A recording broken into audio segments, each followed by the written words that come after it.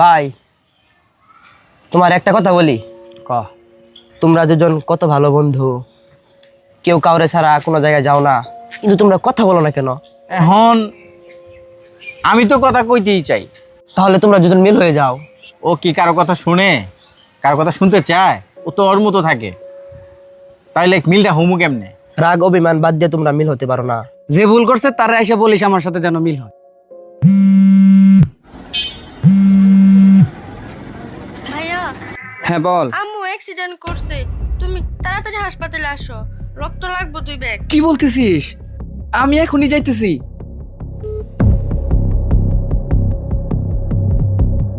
আরে ভাই, কই ছিলা তুমি? আন্টি তো হাসপাতালে ভর্তি করাইলাম। আমি খবর পাইছি, ছুটকি আমাকে কল দিছিল। আমি তো এতক্ষণ রক্ত খুঁজতেছিলাম, কিন্তু রক্ত তো কোথাও পাইলাম না। আরে টেনশনের কোনো কারণ নাই, রক্তের ব্যবস্থা হয়ে গেছে, আর আন্টি এখন সুস্থ আছে। আলহামদুলিল্লাহ। রক্ত কে দিছে?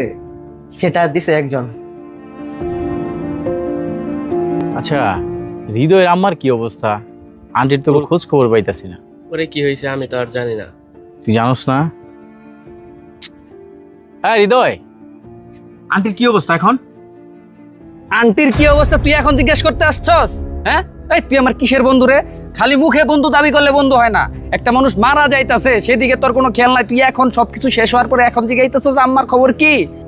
তোর এই চেহারা আমার আর দেখতে ভালো লাগতেছে না। তুই এখন আমার সামনে থেকে চলে যাবি, যা।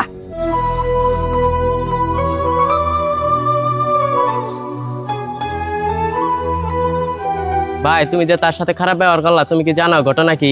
কি? তোমার আম্মাকে তো আরিয়ান ভাই রক্ত দিছে। কি কইতাছিস তুই? তুই এটা আমারে তখন বলস নাই কেন? আমি এটা কি করলাম? না জানি না বুঝে একটা নিরীহ মানুষের সাথে আমি এত খারাপ ব্যবহার করলাম। আচ্ছা তুই থাক, আমি দেখি ওই কই গেছে।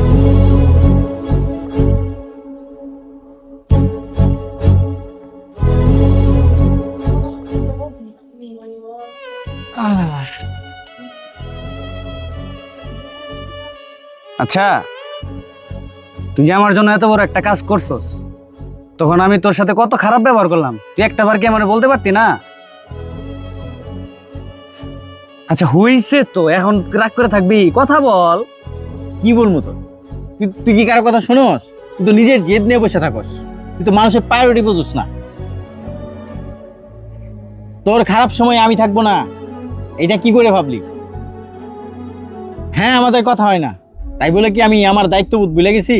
আমি কি তোরে ভুলে গেছি? না, ভুলি নাই। আর শোন, মৃত্যুর আগ পর্যন্ত এই আরিয়ান তোর পাশে থাকবে ইনশাল্লাহ।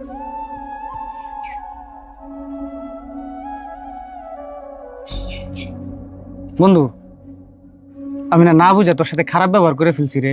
তুই তো জানোস আমি একটু জেদি, আবার এটাও তো জানোস আমি তোর অনেক ভালোবাসি। আমাদের অনেক মনোমালিন্য ছিল, যার কারণে আমি বুঝতে পারি নাই যে তোর সাথে খারাপ ব্যবহার করলেও তোর খারাপ লাগতে পারে। আমি না বুঝে তোর সাথে খারাপ ব্যবহার করছি।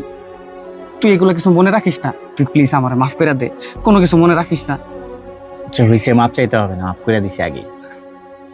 সত্যি? শোন, আজকে থেকে তুই আমার বন্ধু না, আজকে থেকে তুই আমার ভাই। কারণ তোর রক্ত যেহেতু আমার মায়ের শরীরে চলতেছে, তুই আমার ভাই। আর আমাদের সম্পর্কটা আজকে থেকে রক্তের সম্পর্ক। আচ্ছা ঠিক আছে, এত পাম্প দিতে হবে না। আর শোন, আন্টির শরীরটা কেমন আছে? এখন ঠিক আছে আলহামদুলিল্লাহ। ঠিক আছে, আচ্ছা চল আন্টির কাছে যাই। চল। তুই কি সত্যি আমার মাফ করে দিস? আরে বোকা, বলছি না মাফ করে দিছি। আমাদের জীবনে অনেক বন্ধু আছে, কিন্তু এতগুলো বন্ধুর ভিড়ে একজন এমন বন্ধু থাকে যে সব কিছুর ঊর্ধ্বে গিয়ে নিঃস্বার্থভাবে ভালোবাসাটা দিতে জানে, পাশে থাকতে জানে। আর এমন বন্ধুকে হারাতে নেই।